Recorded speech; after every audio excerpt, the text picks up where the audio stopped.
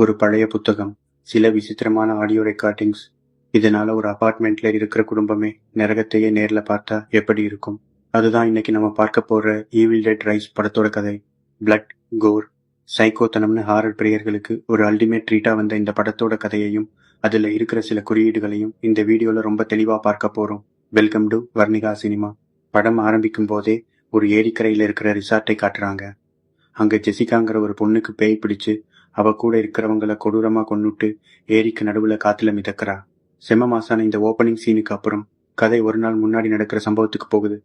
கதையோட முக்கியமான கேரக்டர் எல்லி. இவங்களுக்கு டேனி, பிரிட்ஜெட், காசுன்னு 3 குழந்தைகள் இருக்காங்க. இவங்களோட கணவர் இவங்களை கைவிட்டுட்டு போயிட்டாரு. இந்த நிலைமையில எல்லியோட தங்கை பெட் அங்க வர்றாங்க. இவங்க எல்லாரும் லாஸ் ஏஞ்சல்ஸ்ல இருக்கிற ஒரு ரொம்பவே பழமையான இடிய போற நிலைமையில இருக்கிற ஒரு அபார்ட்மெண்ட்ல வாழ்ந்துட்டு வர்றாங்க. அப்போ திடீர்னு ஒரு பயங்கரமான நிலநடுக்கம் வருது. அதனால அந்த அபார்ட்மெண்ட்டோட கார் பார்க்கிங் தரை வெடிச்சு ஒரு ரகசிய சுரங்கம் ஓபன் ஆகுது. எல்லியோட மகன் டேனி ஆர்வத்துல அந்த சுரங்கத்துக்குள்ள போறான். அங்க 1923 வருஷத்துல மறைச்சு வைக்கப்பட்ட சில விசித்திரமான பொருட்கள் இருக்கு. அதுல ஒரு பழைய விசித்திரமான புத்தகம், அப்புறம் சில பழைய வினைல் ரெக்கார்ட்ஸ் கிடைக்குது. அதை தன் அறைக்கு எடுத்துட்டு வர்றான் டேனி. டேனி அந்த புத்தகத்தை தொட்ட உடனே அதுல இருக்கிற பற்கள் போன்ற லாக்தானா ஓபன் ஆகுது. அதுதான் நேட்யூரோம் டெமோண்டோ, அதாவது புக் ஆஃப் த டெட், மரண புத்தகம். மனித தோளால் செய்யப்பட்டு இரத்தத்தால் எழுதப்பட்ட புத்தகம் அது. டேனி அந்த பழைய ஆடியோ ரெக்கார்டை பிளே பண்றான். அதில் ஒரு பாதிரியார் அந்த புத்தகத்தை பத்தி ஆராய்ச்சி செஞ்சு அதில் இருக்கிற தீய மந்திரங்களை வாசிச்ச ஆடியோ இருக்கு. டேனி அதை நிறுத்த முயன்றாலும் அந்த மந்திர ஒலிகள் மூலமா அந்த அபார்ட்மெண்ட்டுக்கு அடியில தூங்கிட்டு இருந்த தீய சக்தி விழிச்சுக்குது. அந்த தீய சக்தி நேரா லிப்ட்ல வர்ற எல்லியை அட்டாக் பண்ணி அவ உடம்புக்குள்ள புகுந்துடுது.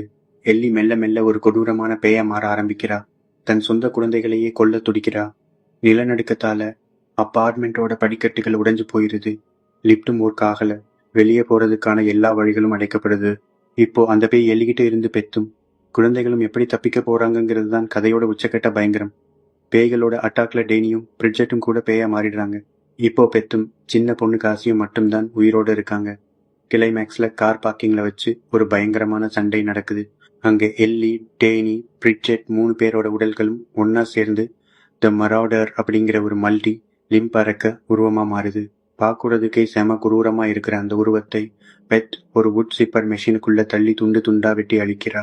கடைசியா பெத்தும் காசியும் அங்கிருந்து தப்பிச்சு போறாங்க. படம் இதோட முடியல. அடுத்த நாள் காலை அதே அபார்ட்மெண்ட்ல இருக்கிற ஜெசிகாங்கிற பொண்ணு டூர் போறதுக்காக கார் பார்க்கிங்குக்கு வர்றா. அங்க இருக்கிற ரத்த கரைகளையும் அந்த தீய சக்தியையும் பார்த்து அதிர்ச்சியாகுறா. அந்த தீய சக்தி இப்போ ஜெசிகா உடம்புக்குள்ள புகுந்துடுது. இவதான் படத்தோட ஆரம்பத்துல ஏரிக்கரையில எல்லாரையும் கொன்ன ஜெசிகா. அதாவது சாபம் இன்னும் முடியல, அது தொடருதுன்னு படம் முடியுது. முந்தைய ஈவில் டெட் படங்கள்ல காடுகளுக்குள்ள நடக்கிற கதை இந்த முறை ஒரு அபார்ட்மெண்ட்குள்ள வச்சு ரொம்பவே கிளாஸ்ட்ரோபோபிக்கா மிரட்டி இருக்காங்க. இந்த எக்ஸ்பிளனேஷன் உங்களுக்கு பிடிச்சிருந்தா லைக் பண்ணுங்க, உங்க ஃப்ரெண்ட்ஸுக்கும் ஷேர் பண்ணுங்க. அடுத்த வீடியோல உங்களை சந்திக்கிறேன்.